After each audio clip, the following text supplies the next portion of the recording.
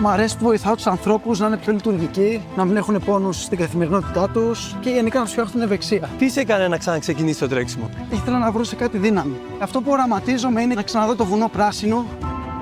Δύσκολες στιγμές. Κάνω τον υπέρηχο και ήταν τελικά καρκίνος. Σε αυτή τη ζωή όλοι μας τρέχουμε. Για αυτά που αγαπάμε, για αυτά που μας κυνηγάνε. Για αυτά που μας πληγώνουν. Για αυτά που αξίζει να ρισκάρουμε για να κάνουμε τα όνειρά μας πραγματικότητα. Γι' αυτό σε αυτή την εκπομπή καλούμε φίλους να μας πούν τι είναι αυτό που τους κάνει να τρέχουν. Πάμε. Λοιπόν, ας ξεκινήσουμε από τα βασικά. Γιατί γυμναστής? Ένα χρόνο αφού πέθανε ο πατέρας μου, αποφάσισα να ακολουθήσω αυτό που μου αρέσει. Έκλεισα την επιχείρηση που είχαμε, πήγα σε μια ιδιωτική σχολή και ακολούθησα αυτό το επάγγελμα. Τι σε γεμίζει? Μ' αρέσει που βοηθάω τους ανθρώπους να είναι πιο λειτουργικοί, να μην έχουν πόνους στην καθημερινότητά τους και γενικά να τους φτιάχνουν ευεξία. Και τρέξιμο? Κοίταξε, πρώτη φορά επαφή είχα σε ηλικία 6 ετών. Είχα ξεκινήσει με κολύμβηση, όπως εσύ. Ναι. Και παράλληλα ο πατέρας μου είχε το μικρόβιο με τον ορειβατικό αχαρνών και πρώτη φορά το 89 έκανα τα 6 χιλιόμετρα στο γύρο Πάρνηθας.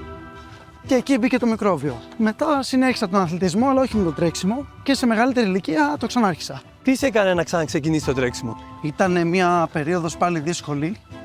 Ήταν ο πατέρας μου άρρωστος με καρκίνο και ήθελα να βρω σε κάτι δύναμη. Και έτσι το 2011, όπως οι περισσότεροι αρχάροι, με τον πιο αρχάριο τρόπο, πήγα και έτρεξα στο Μαραθώνιο Αθήνας. Και από εκεί και πέρα κόλλησα. Η εμπειρία όταν τερμάτισες? Βασικά τα συναισθήματα ήταν έντονα. Γιατί είχα καταφέρει κάτι το οποίο θεωρούσα αδύνατο, αλλά παράλληλα μου έδωσε δύναμη. Γιατί πίστεψα στη δύναμη που έχω μέσα μου. Γιατί όλοι έχουμε μια δύναμη μέσα μας. Το θέμα είναι να πιστέψουμε ότι την έχουμε. Και από εκεί και πέρα μπορείς να καταφέρεις το οτιδήποτε. Η αλήθεια είναι αυτή. Και εγώ μόλις ολοκλήρωσα το μαραθώνιο, λέω ωραία, τώρα πάμε στο επόμενο. Αφού μπόρεσα αυτό, μπορώ τα πάντα. Δύσκολες στιγμές. Πριν από 2 χρόνια, έκανα μια μέρα ενδυνάμωση με ένα φίλο και εκεί που κάναμε γυμναστική, του λέω ρε φίλε, νιώθω κάτι πάνω στο δεξί μου όρχη. Αυτός, χωρίς να ξέρω εγώ τι το έχει περάσει, μου λέει καρκίνος. Του λέω τι λες ρε? Μου λέει πήγαινε κοίταξέ το. Πήγα σε έναν ουρολόγο, τέλος πάντων ανδρολόγο. Στην αρχή η διάγνωση που έκανε ήταν λάθος. Μου λέει μάλλον σεξουαλικός μεταδεδόμενο. Αλλά μου λέει κάνει και ένα υπέρηχο. Κάνω τον υπέρηχο και ήταν τελικά καρκίνος. Κακοήθεια στο δεξί όρχη και έκανα χειρουργείο. Μετά από πόσο καιρό από το χειρουργείο μπήκες πάλι στο τρέξιμο? Πληρωμένη απάντηση. Λόγω χαρακτήρα, λόγω του ότι ήθελα να ζήσω, λόγω του ότι είμαι έτσι φτιαγμένος. 3 εβδομάδες μετά το χειρουργείο και ενώ είχα ράματα και εξωτερικά και εσωτερικά, ξεκίνησα να κάνω ποδήλατο στο γυμναστήριο. Έβλεπα ότι νιώθω καλά και ότι με βοηθάει στο να επουλωθεί η τομή. 2 μέρες μετά, λέω θα πάω στο στίβο να τρέξω. Και μπήκα στο στίβο και άρχισα να κάνω χαλαρά προπόνηση. Όταν με είδε ο προπονητής μου, τράβαγε τα μαλλιά του. Αλλά εγώ εκεί έπαιρνα δύναμη και έλεγα τον νίκησα.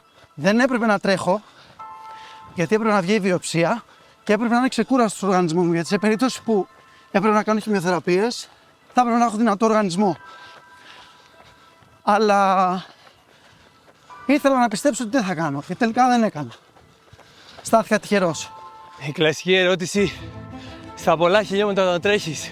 Τι σκέψεις περνάνε από το μυαλό σου? Πώς αντέχεις τόσα χιλιόμετρα? Εξαρτάται τη μέρα.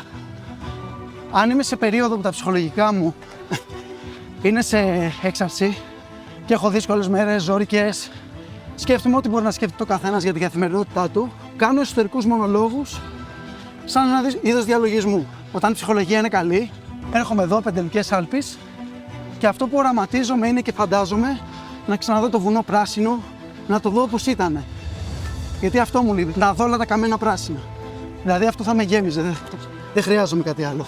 Πιστεύω για πολύ κόσμο θα ήταν αυτό, να μπορεί να έρθει με την οικογένειά του, όπως εγώ με τον Μπόμπι Ραμ, και να απολαμβάνουμε τη φύση. Γιατί καλός ή κακός είναι δίπλα μας, είναι δίπλα στην πόλη. Οπότε σε 20 λεπτά απολαμβάνεις αυτή τη θέα εδώ, που σε έχω φέρει και μπορείς και το ζεις. Θα έλεγες ότι το τρέξιμο είναι η ψυχοθεραπεία σου? Διαλογισμός, ναι. ψυχοθεραπεία γίνεται στον ψυχολόγο. Θα έλεγες ότι είναι ένα μεγάλο όπλο για την κατάθλιψη. Το τρέξιμο ή ο ψυχολόγος? Το τρέξιμο απλά θα σου εκτονώσει την αρνητική ενέργεια, στιγμιαία. Αν θες να αντιμετωπίσεις το πρόβλημα, θα πρέπει να κάνεις το πρώτο βήμα που σου είπα. Ψυχολόγος. Ψυχολόγος. Όπως πάμε στον παθολόγο λοιπόν, Ακριβώς. για το σώμα μας, έτσι πρέπει να για την ψυχή μας, στον ψυχολόγο. Γιατί πολλές φορές παρεμηνεύουμε την έννοια και δεν εστιάζουμε στο τι γιατρεύει. Τι θα συμβουλεύεις όλους τους φίλους έξω που σε βλέπουν να τρέχεις? Πώς ξεκινάμε? Αρχικά, να είναι σίγουρα το άθλημα αυτό το οποίο μας αρέσει. Μετά, να βρεις έναν καταρτισμένο άνθρωπο, ο οποίος θα δουλεύει όχι μόνο με την προπόνηση νούμερα, τρέξε τόσο στο τόσο, να καταλάβει τι άνθρωπο έχει απέναντί του, γιατί παίζει ρόλο ο χαρακτήρας του ανθρώπου στο πώς θα προσεγγίσει το πρόγραμμα. Πρέπει να βρεις κάποιον να σε εμπνεύσει και να σε προσέξει. Όταν έρχεται ένας ασκούμενος, ποια είναι τα πρώτα πράγματα που του λες για να τον παρακινήσεις? Βασικά θέλω να είμαι ειλικρινής. Τον ρωτάω ποιοι είναι οι στόχοι του, αναγνωρίζω το χαρακτήρα του και ανάλογα τον παρακινώ. Αλλά δεν θα του πω ποτέ ψέματα. Δηλαδή, αν μου έρθει και μου πει είναι Μάιος και το καλοκαίρι θέλω να δω διαφορά, θα του πω ότι δεν γίνεται. Είναι μεγάλη προσδοκία, θα είναι μεγαλύτερη ακόμα η απογοήτευση. Πρέπει να τον διδάξω να καταλάβει ότι είναι μια ρουτίνα, είναι ένας τρόπος ζωής. Είναι σαν να θέλω να ξεκινήσω αγγλικά, δηλαδή ένα κλασικό παράδειγμα που λέω. Για να κάνω μία φορά τη βδομάδα, 2 φορές τη βδομάδα, 3, μετά να σταματάω. Δεν γίνεται, θα μένω πάντα στην αλφαβήτα. Έτσι είναι και με τη γυμναστική. Για να κάνει προσαρμογές στο σώμα θέλει μια ρουτίνα. Οπότε θέλω να νιώσει ήρεμα και να καταλάβει ότι αυτό δεν είναι project τριμήνου, είναι project ζωής. Πολύ ωραίο αυτό. Μιας και σε έφερα σε ακόμα πιο ωραίο τοπίο από τόση ώρα που τρέχαμε και τελειώνει το βίντεο μας, τι μήνυμα θα θέλεις να αφήσεις στον κόσμο βλέποντας αυτή τη συνέντευξη? Γενικά να τα βλέπουμε όλα πιο ρομαντικά και με περισσότερη αγάπη και όχι να έχει από πίσω αν θα περάσω εσένα, αν θα κάνω καλύτερο χρόνο από σένα, αν θα ανέβω αυτή την κορυφή πιο γρήγορα. Να το απολαμβάνω γιατί η ζωή είναι στιγμές. Και μετά από αυτό που πέρασα με την υγεία μου κατάλαβα ότι είναι one shot. Δεν έχει δεν τα είπα ωραία εδώ, κόφτω, ξαναπάμε. Τελείωσε. Έγινε. Πάρ' το μάθημά σου, προχώρα, αλλά κάντο με αγάπη. Και νομίζω μετά από αυτά τα λόγια πρέπει να μείνουμε σε αυτή την κουβέντα απόλαυση στιγμή. Και αν μη τι άλλο το τρέξιμο, αυτόματα κάθε βήμα το αισθανόμαστε, το ζούμε με τα καλά του, την ευεξία του και τον πόνο του, την κούραση που κουβαλάει και γι' αυτό πρέπει να το απολαύσουμε. Καλό τρέξιμο λοιπόν σε όλους. Ευχαριστούμε πάρα πολύ. Εγώ φιλέ.